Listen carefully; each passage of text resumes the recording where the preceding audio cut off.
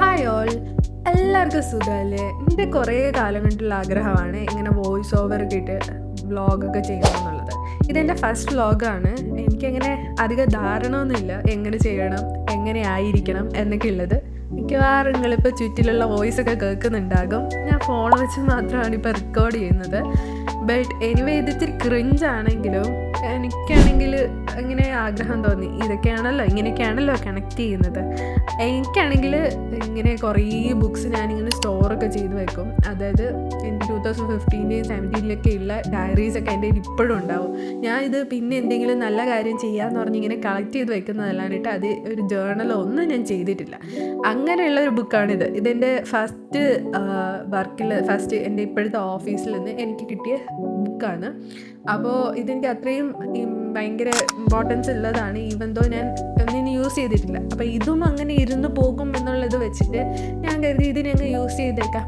ഇതിപ്പം just I had done a simple front page.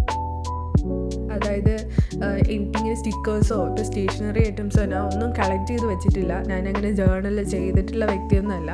പക്ഷെ എനിക്കത് സ്റ്റാർട്ട് ചെയ്യാൻ ഇഷ്ടമുണ്ട്. അപ്പോൾ ഇതൊന്നും ഇല്ലാണ്ടിട്ട് എങ്ങനെ ചെയ്യാം എന്നും കൂടെ നമുക്ക് എക്സ്പ്ലോർ ചെയ്യാം അല്ലേ. പിന്നീട് വേറെ അങ്ങനത്തെ ജേർണൽസും ചെയ്യാം. ഇതിപ്പോൾ എൻ്റെ ഒരു ജെൽപെനും കുറച്ച് സ്കെച്ചസൊക്കെ വെച്ചിട്ട് മാത്രമേ ഞാൻ ചെയ്തിട്ടുള്ളൂ. അതിന് ശേഷം ഞാനാണെങ്കിൽ ഒരു ജൂലൈ മന്ത് ഫ്രണ്ട് ആൻഡ് പേജൊക്കെ ഞാനിങ്ങനെ ചെയ്യാമെന്നിങ്ങനെ വിചാരിച്ചിരിക്കുകയായിരുന്നേ. അപ്പോഴാണ് എന്ത് തീം ചെയ്യും എന്നൊക്കെയുള്ള കൺഫ്യൂഷൻ.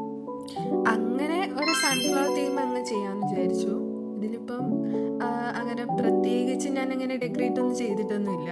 ജസ്റ്റ് ഒരു ഫ്ലവർ വെച്ചു ജൂലൈന്ന് ഇങ്ങനെ ചെറുതായിട്ട് എല്ലാവർക്കും പറ്റുന്ന പോലെ ഒരു രീതിയിൽ എഴുതി അതിനൊന്ന് ഇച്ചിരി കൂടെ ഒന്ന് ബോൾഡ് ചെയ്തു. അതൊക്കെ തന്നെയാണ് ഞാൻ ചെയ്തിട്ടുള്ളത്. പിന്നെ ആ മാസം ഈ മാസത്തെ ഡേറ്റ് അതെല്ലാം കൂടെ ഒന്ന് മാർക്ക് ചെയ്തിട്ടുണ്ട്.